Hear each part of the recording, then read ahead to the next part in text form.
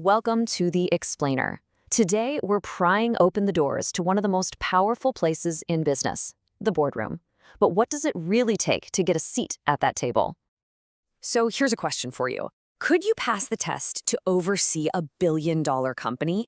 I mean, it's a real question because in India, if you want to be a corporate director, that's exactly what you have to do. There's this high-stakes test, and we're going to dig into why it even exists and what it's all about. Just listen to this quote. None of the board members had any knowledge of the situation. I mean, wow, that came from the chairman of Satyam Computers himself in a confession that absolutely rocked the corporate world. It's just a chilling reminder of what can happen when a board is asleep at the wheel. So yeah, the Satyam scandal was way more than just a news story. It was a huge wake-up call. It made everyone realize there had to be some kind of system to make sure that directors, the people who are supposed to be the ultimate guardians of a company, actually know what they're doing. And when you look at the numbers, it's just mind-blowing. The company claimed it had over 5,000 crore in cash. The real number? Just over 300 crore. They puffed up their operating margin by more than 10 times. I mean, this isn't just a small mistake on a spreadsheet. It was a massive, systematic fraud, and it was all happening while the board was supposedly watching. Naturally, something had to change. The fallout from all this led straight to a major update in corporate law. In 2013, the Companies Act brought in this mandatory online proficiency test. Think of it as a new gatekeeper for the boardroom, designed to make sure everyone has a basic level of understanding, hopefully to stop another Satyam from ever happening again. Okay, so what's this test all about? If you're hoping to become an independent director, what are you actually in for? Let's get into the nitty-gritty. First thing you need to know, the magic number is 50%. You gotta score at least 50% to pass, simple as that. But what happens if you fail? Well, get this, you can take it as many times as you want. The number of attempts? Unlimited, which kind of makes you wonder, right? Is the real goal to filter people out or just to make sure that eventually everyone gets familiar with the rules? So officially, the test is all about checking your proficiency. It's all done online by the Indian Institute of Corporate Affairs. But, and this is a big but, there's a major exemption. If you've got at least 3 years of solid experience as a director or a top manager, you don't even have to take it. You can just skip the whole thing. Okay, so we've got the test basics down. But before you can even think about signing up, there are a couple of things you absolutely must have. Think of these as the essential tools for any director's toolkit. First on the list is something called a DIN, or Director Identification Number.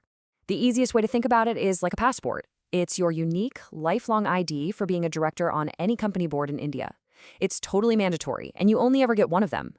So, that leads to a classic test question. What if, somehow, you ended up with 2 DINs? Can you legally have more than one? The answer is a hard no. You cannot have more than 1 DIN. That's a huge rule violation.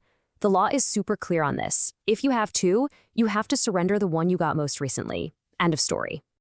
The second tool you need is a DSC, a Digital Signature Certificate. Basically, it's your secure electronic signature for signing all the official online forms. And here's the key part. You can't even get your DIN without a DSC first. So it's really the first step that unlocks everything else. All right, so you've got your DIN and your DSC. You're set, right? Well, not quite. Now you need to know the rules of the road, the strict guidelines that dictate how a director has to behave once they're actually inside that boardroom. And the Companies Act is really specific about who can't be a director. The disqualifications are non-negotiable. We're talking about things like being declared of unsound mind, being an undischarged insolvent, having a serious criminal record, or even something as simple as not paying for the shares you promised to buy in the company.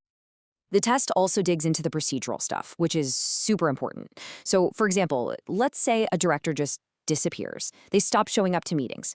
What happens if they miss every single board meeting for a full year?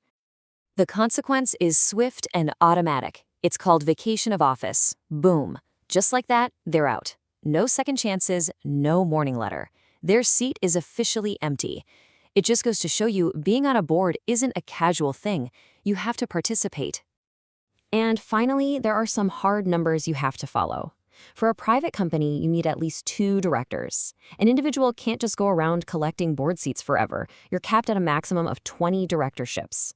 And the board as a whole, they've got to meet at least 4 times every year. These are the basic ground rules. And this really gets to the heart of it all. Passing the test, that's just step one. It's like buying a ticket to the game. Once you're actually in the boardroom, you're hit with a whole new level of legal and ethical responsibilities that a multiple choice test can't even begin to cover.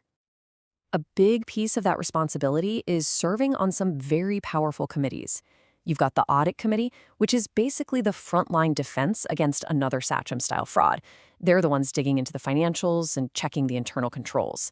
Then you have committees like the CSR committee, which is all about guiding the company's impact on society. And that CSR stuff isn't just a suggestion, it's serious business. If a company is big enough and there are specific thresholds for net worth, turnover, or profit, it's legally required to spend at least 2% of its average net profits from the last 3 years on CSR activities. Oh, and one important detail, trying to pass off a political donation as CSR, yeah, that doesn't fly. And all of this leads to the big one, liability. What are you actually on the hook for? Well, the law gives you some protection, but it's not a free pass. As an independent director, you are liable for anything that happened with your knowledge or your approval. But here's the kicker. You're also liable for things where you had not acted diligently. So, I didn't know is not a defense. In the boardroom, not paying attention is the same as being complicit. So, look, this proficiency test, it definitely sets a baseline. It makes sure everyone has a foundational understanding, which is a good thing. But it leaves us with a really big question, doesn't it? In today's world, with all its complex challenges and ethical gray areas, is a test really enough to guarantee corporate integrity?